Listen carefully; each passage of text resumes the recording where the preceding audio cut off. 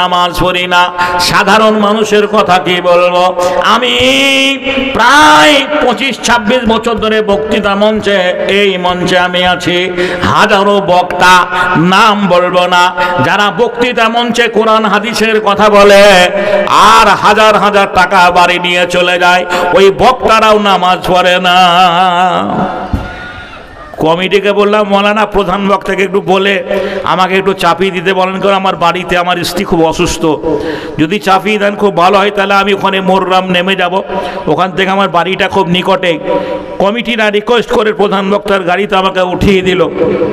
উঠিয়ে দেওয়ার পরে দেখছি একটা রাস্তার উপরে মসজিদে আজান হচ্ছে।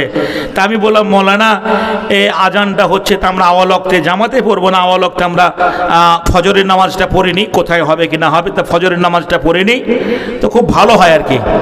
তো ও কিছু না বলে মসজিদের একবারে কাছেই গাড়িটা দাঁড়িয়ে দিল। ড্রাইভারকে বললো গেটটা খুলে দাও। গেটটা খুলে দেওয়ার পরে আমাকে বলে, মৌলানা আপনি তাহলে নামাজটা পড়ে আসেন, আমি চলে যাচ্ছি। আমাকে বললো আপনি নামাজটা পড়ে আসেন, আমি চলে যাচ্ছি। কেমন বক্তা শুনুন।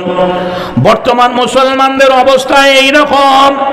কেন আজ মানুষ হেদায়েত হয় না, দিনে আসে না? বন্ধুরে আমার, কেন মসজিদে মুসল্লি বাড়ে না? আমরা যে বক্তাদের বক্তব্য শুনি তাদেরও আমল নেই। খোদার কসম করে বলছি, আমি কারো বিরোধিতা করছি না।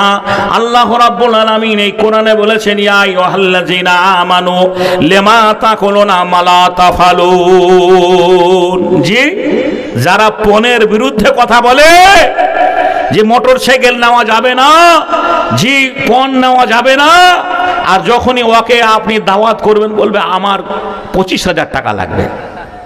জি, এবছর তেল খরচ বেড়েছে, 25,000 টাকা লাগবে।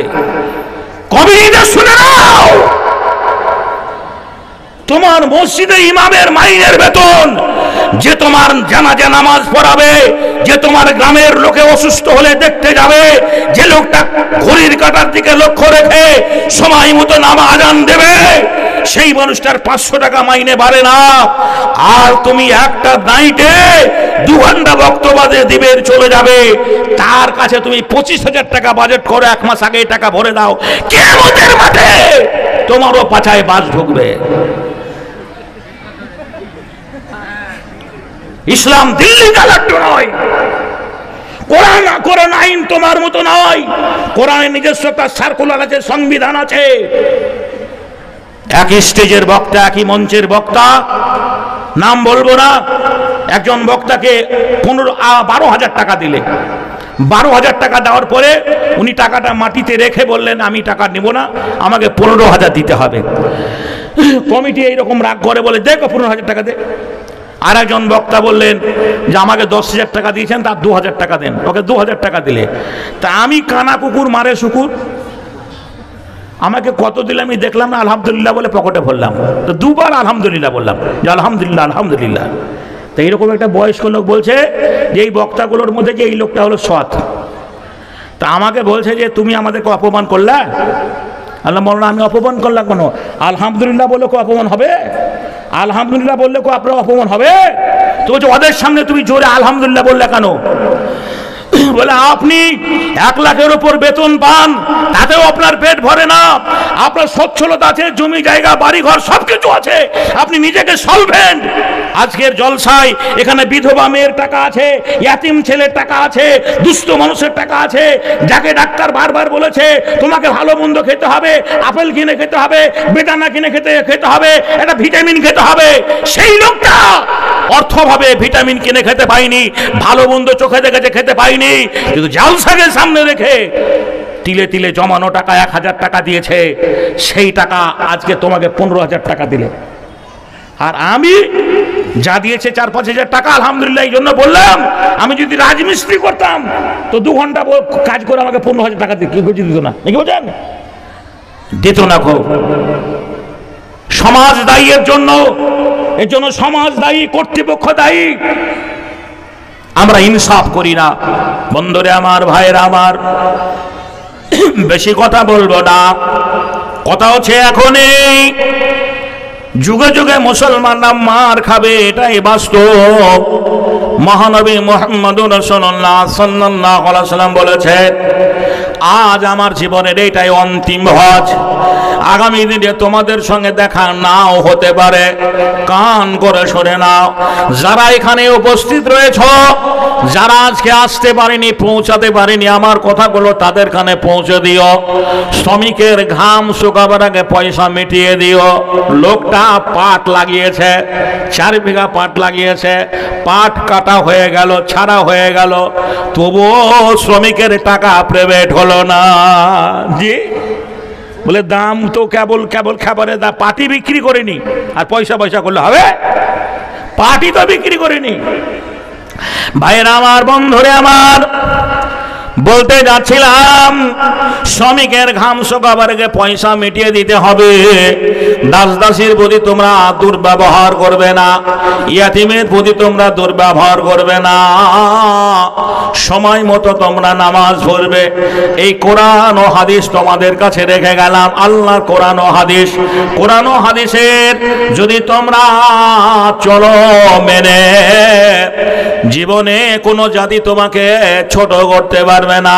তুমি হবে সবারই কাছে সম্মানের পাত্র, সবাই তোমাকে সালট জানাবে, শ্রদ্ধা করবে, সবারই কাছে তুমি সম্মান পাবে, ইজ্জত পাবে।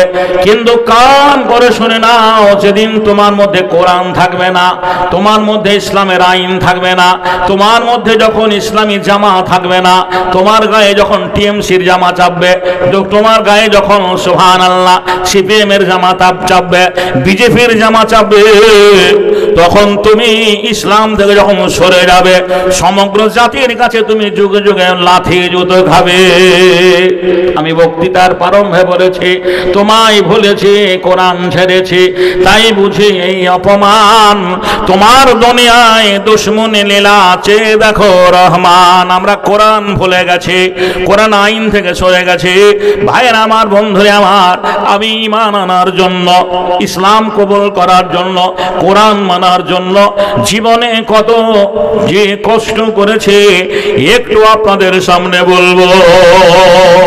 আপনারা আমার পরিচয় পেয়ে গেলেন, বুঝা গেল আমি স্থানীয় ছেলে। যে আমি স্থানীয় ছেলে, আমি স্থানীয় ছেলে, সেই দিকে লক্ষ্য রেখে আপনাদের কাছে, বন্ধুরা আমার, ভাইয়েরা আমার প্রথম জীবনের ঘটনা।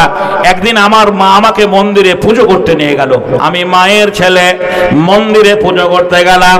মন্দিরে পুজো করতে গিয়ে মাকে বললাম, মা আমি তো পুজো করব, পুষ্পাঞ্জলি দেব, এদের জন্ম কোথায়, এদের আদি পিতাকে কিভাবে সৃষ্টি হলো এটা আমি জানতে চাই। মা বলো এগুলো আমাদের কে হয়? আমার মা বলেছিল, বাবারে এগুলো আমাদের বাবা হয়।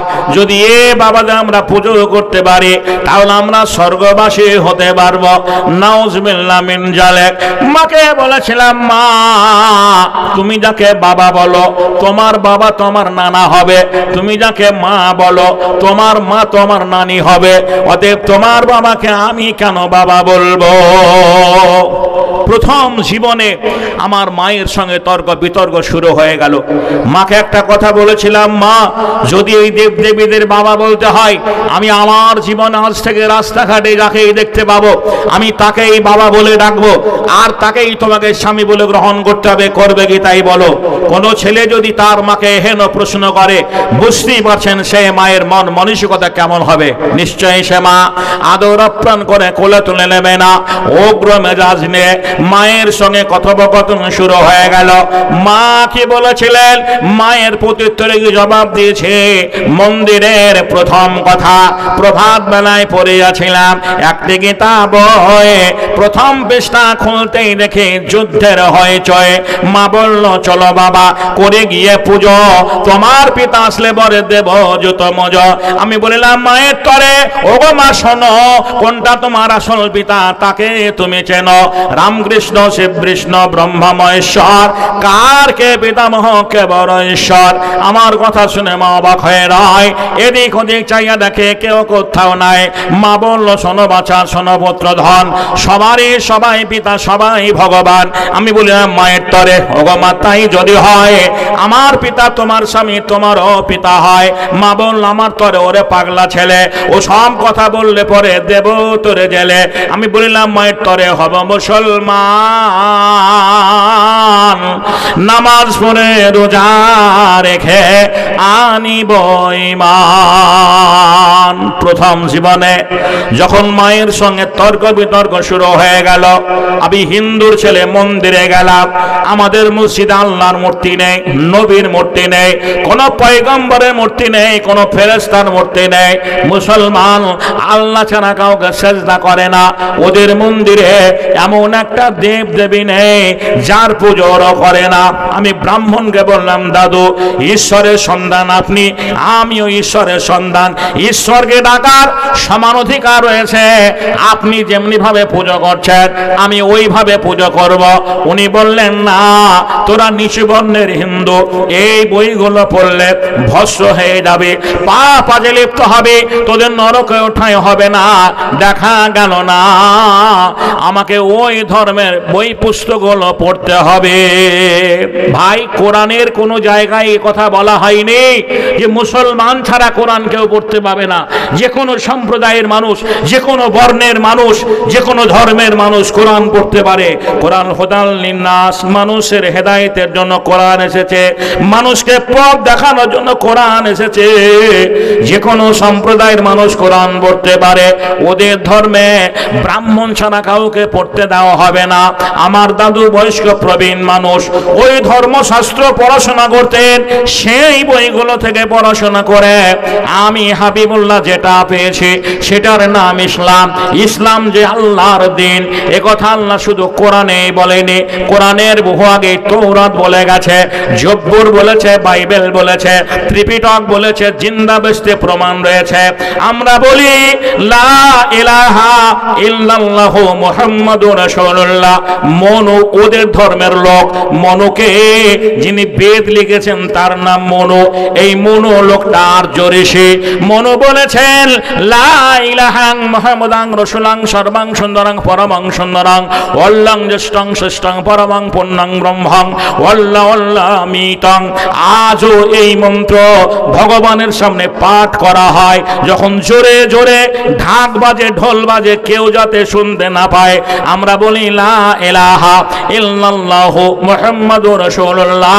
ওরা বলেন লা ইলাহা মুহাম্মাদাং রাসূলাং সর্বাং সুন্দরাং পরমাং সুন্দরাং ওয়াল্লাং জ্যেষ্ঠং শ্রেষ্ঠং পরমাং পূর্ণাং ব্রহ্মং ওয়াল্লা ওয়াল্লা মিতং।